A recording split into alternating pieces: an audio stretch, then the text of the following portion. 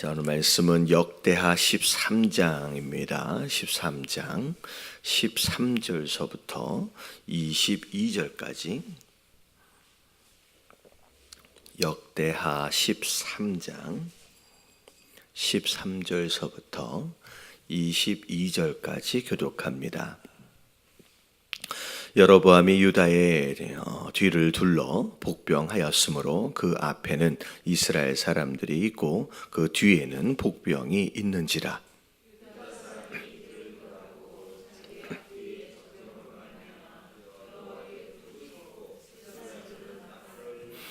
유다 사람이 소리 지를 때에 하나님이 여로보암과 온 이스라엘을 아비야와 유다 앞에서 치시니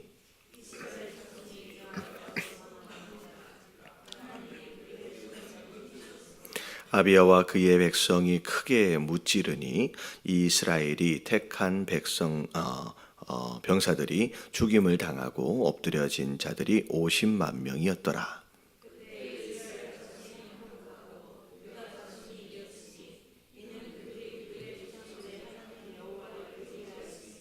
아비야가 여로보암을 쫓아가서 그의 성읍들을 빼앗았으니 곧 베델과 그 동네들과 여사나와 그 동네들과 에브론과 그 동네들이라.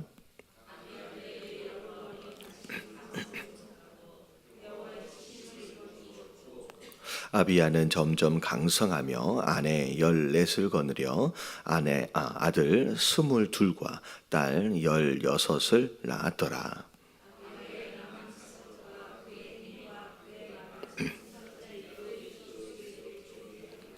아멘.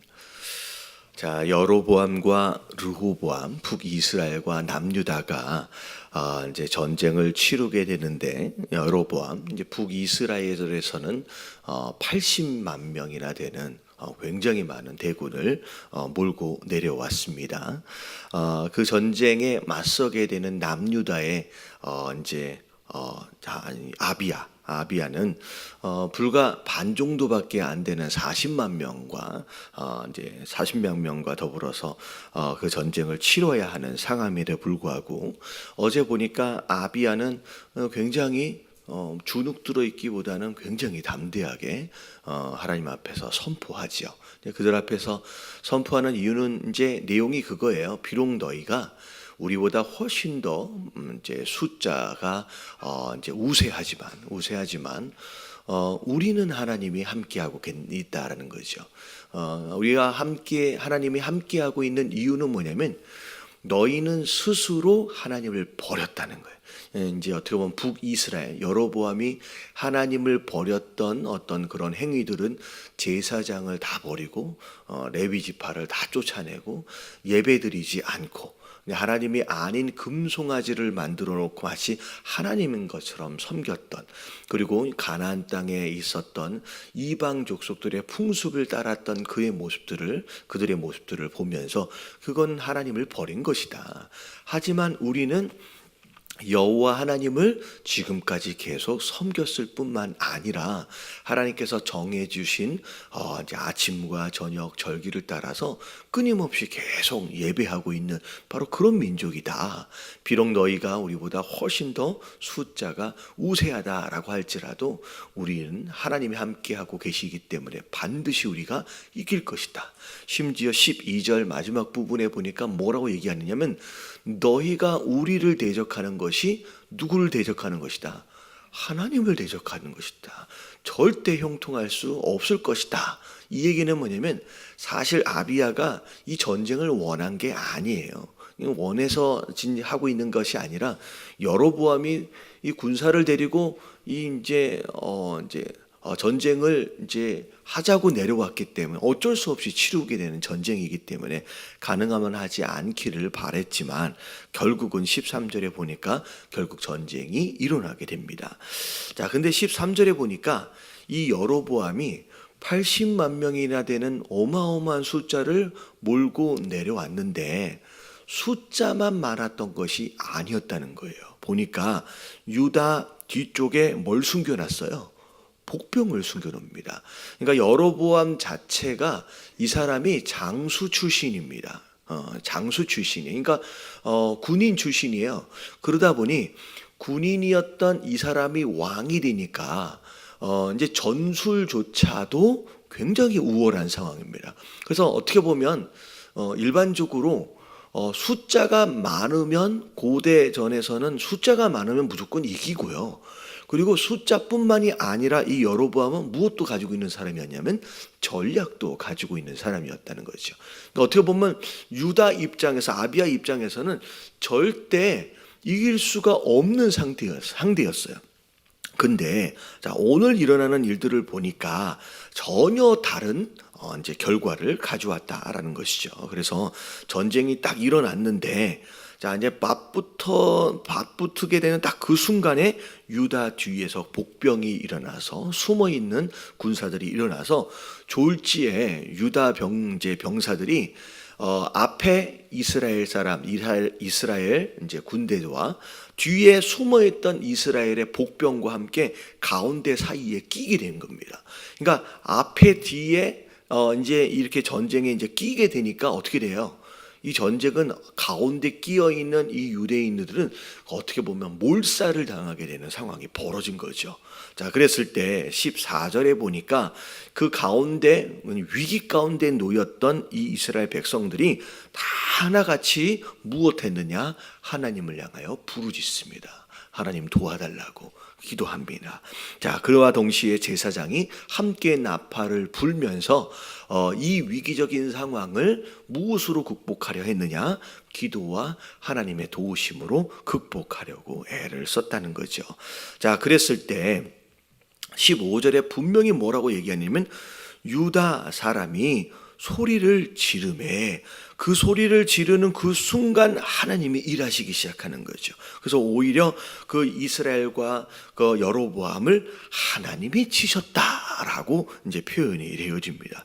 그런 가운데 어떻게 보면 굉장히 좋은 상황이었음에도 불구하고 이 이스라엘 자손들이 유다 앞에서 도망을 치게 됩니다. 이유가 뭐냐면 하나님이 이스라엘에게 이제 이스라엘 손에 그들을 붙이셨기 때문이다라는 거죠. 그래서 이런 거예요. 뭐 전쟁은 누구에게 속해 있는 것이다?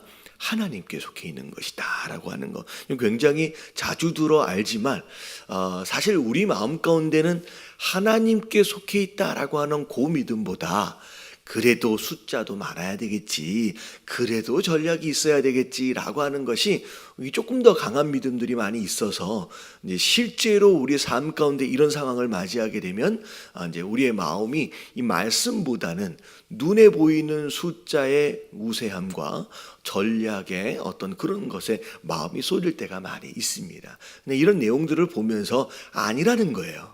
아무리 숫자가 많아도 아니라는 거예요. 제가 얼마 전에 TV에서 이렇게 이렇게 사면 영화 같은 거 보는 게 있어요. 요즘에 이렇게 되게 싸게 사서 이렇게 보잖아요. 근데 혹시 안시성이라고 하는 이 영화를 보신 분은 없지요. 예. 하여튼간 영화는 저만 보는 것 같은데 이 안시성이 역사적 사건을 근거로 이렇게 영화한 건데 당태종인가? 하여튼간 뭐 잘 기억이 안 나는데 어쨌든 중국에서 어마어마한 군사를 몰고 내려왔는데 별것이 아닌 이 안시성을 금방 쉽게 점령할 줄 알고서 아주 자신만만했는데 점령을 못하는 거예요.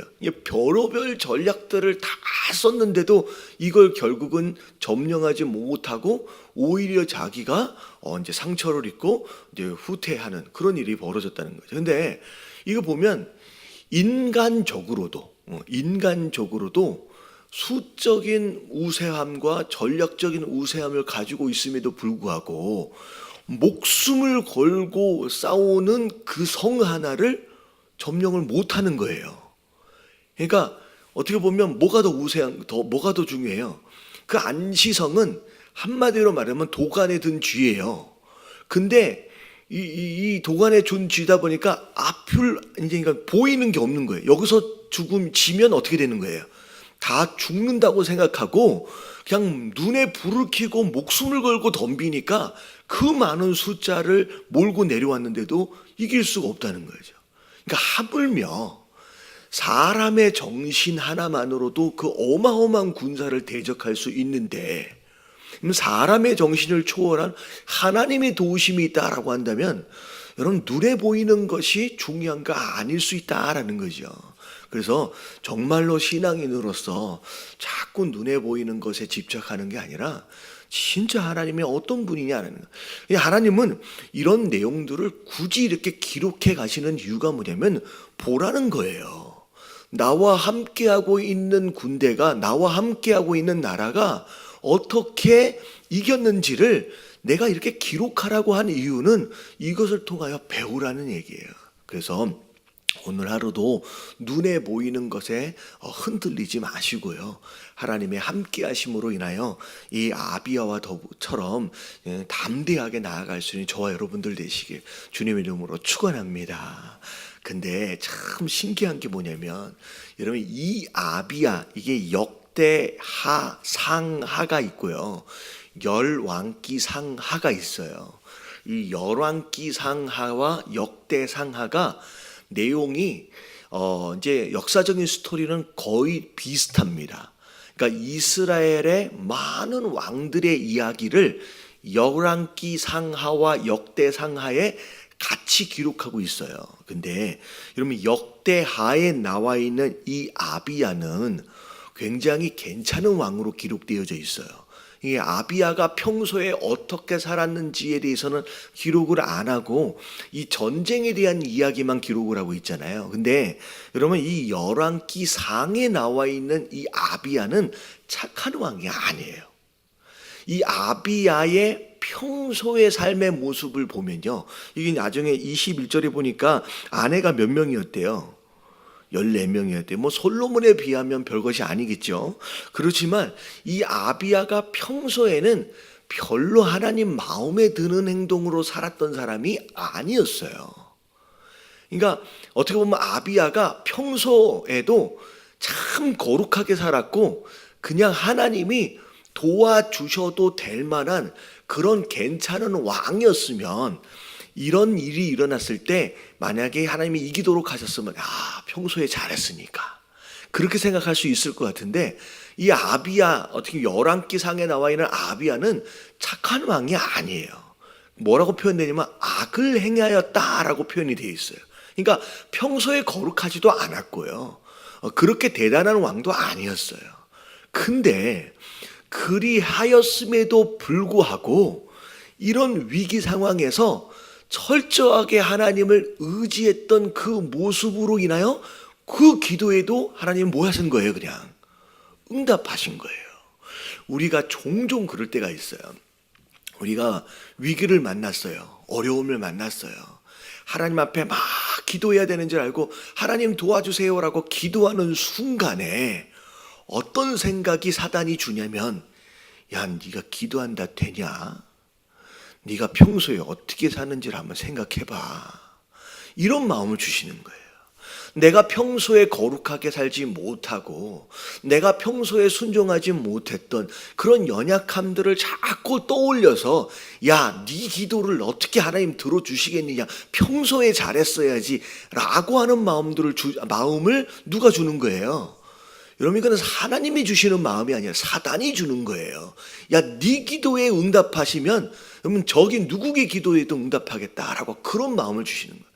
그러면서 이 마음 가운데 무슨 생각이 드냐면, 아휴, 나 같은 게 무슨 응답을 받아 라고 미리 마음 가운데 나는 응답받을 수 없는 그냥 부족한 사람이야 라고 미리 포기하게끔 누가 만드냐면 사단이 만든다는 거예요. 근데요, 여러분, 물론 거룩하게 살면 너무 좋아요.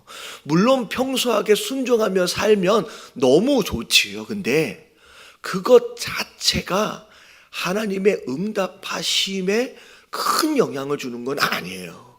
이 말씀을 보면 그랬던 이 아비야에게도 하나님이 응답하시잖아요.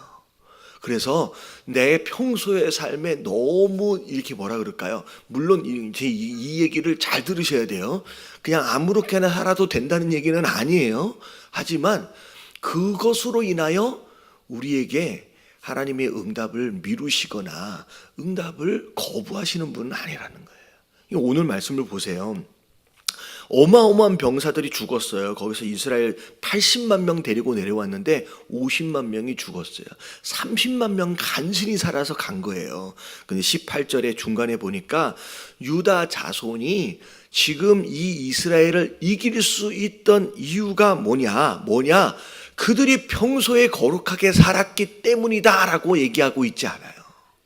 그들이 평소에 순종을 잘했던 사람이었다라고 이야기하지 않아요. 뭐라고 얘기하고 있어요? 이는 그들의 조상의 하나님 여호와를 뭐 했기 때문에, 여러분 의지했기 때문이라고 분명히 얘기하고 있어요.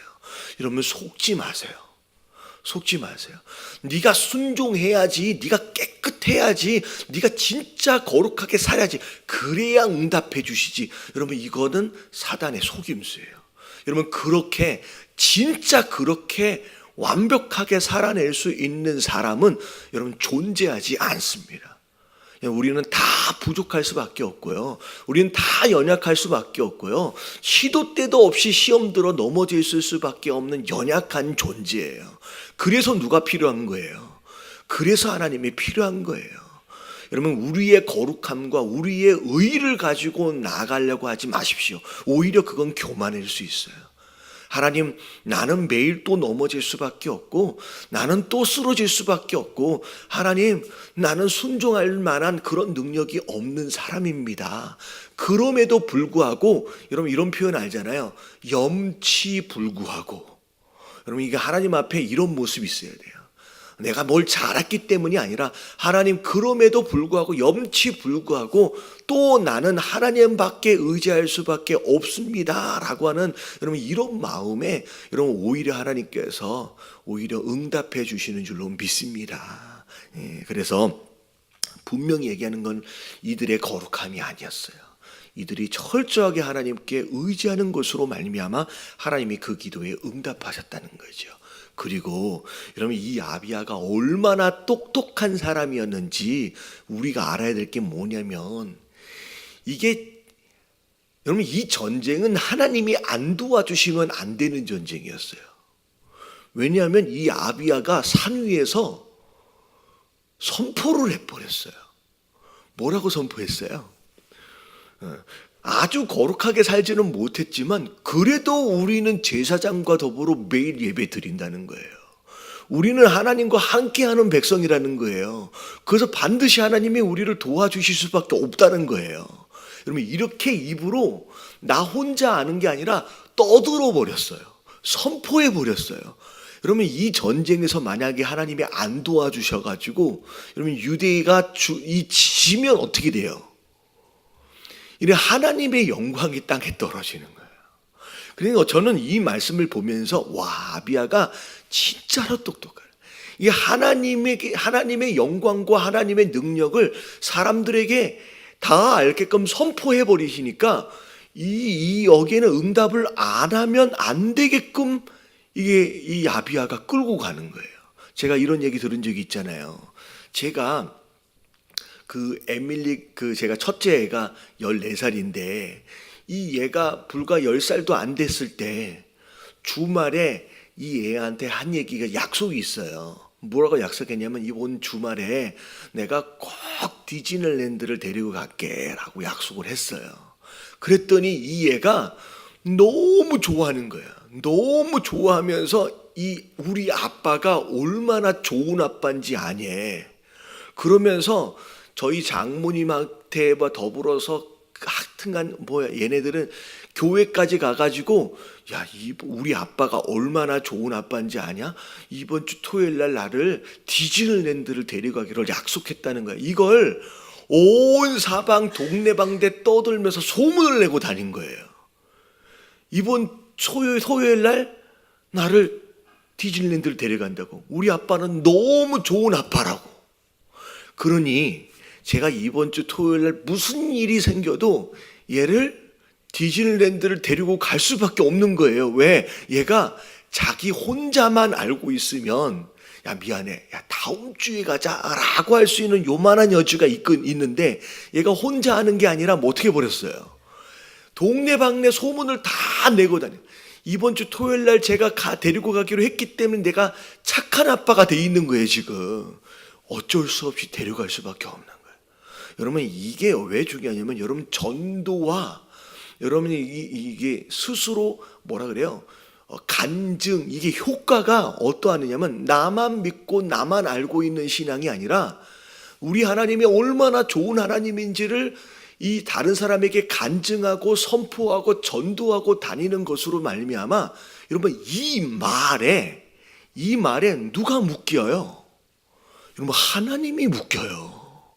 여러분 이 말의 힘이 얼마나 강한지, 여러분 하나님의 말씀의 능력으로 이 세상의 창조함을 받았잖아요. 근데 우리의 말에, 우리의 선포에 누가 묶여주시냐면 하나님이 묶여주시는 거예요. 그래서 이 전쟁은 이 아비야의 선포로 말미암아 이길 수밖에 없는 전쟁으로 끌고 간 거예요. 여러분 오늘 말씀에서 굉장히 중요한 게 여러분 두 가지예요. 기도하실 때 절대 사단의 목소리를 듣지 마세요. 네가 깨끗해야, 네가 완벽해야 하나님이 네 기도에 응답하신다라고 하는 이 속임수에 넘어가지 마세요. 여러분 그 어떤 존재도 거룩한 사람이 없어요. 다 흠이 있고 다 부족한 사람이에요. 네가 깨끗해야, 거룩해야 내가 응답해 주시겠다라고 하는 게 아니라 네가 나를 의지할 때 내가 너를 돕겠다라고 말씀하시는 거예요. 그래서 하나님 부족하지만, 하나님 연약하지만 하나님 내가 전적으로 하나님을 의지합니다. 하나님 응답해달라고 여러분 기도하시고 여러분 삶을 통하여 여러분들의 말에 하나님이 스스로 묶여주시겠다라고 허락하시는 거예요. 그래서 여러분 선포하세요. 그래서 제가 그 사람들을 만날 때마다 하나님이 저와 함께 하심을 끊임없이 선포하려고 애를 써요. 왜냐하면 그것으로 제가 선포하고 그것으로 전도하는 것으로 말미암아 하나님이 제 말에 묶여주시는, 응답하시겠다라고 말씀하시는 거예요. 오늘도 입을 여는 사람 되게 하여 주시옵소서. 내 믿음을 꼭 담고 있는 자가 아니라 입을 열어서 하나님이 어떤 분이신지, 내 삶 가운데 하나님이 어떻게 역사하고 계시는지를 다른 사람들에게 선포하심으로 그냥 그 응답을 누리실 수 있는 그런 삶을 살 수 있게 되달라고 여러분 기도하시는 저와 여러분들 되시길 주님의 이름으로 축원합니다.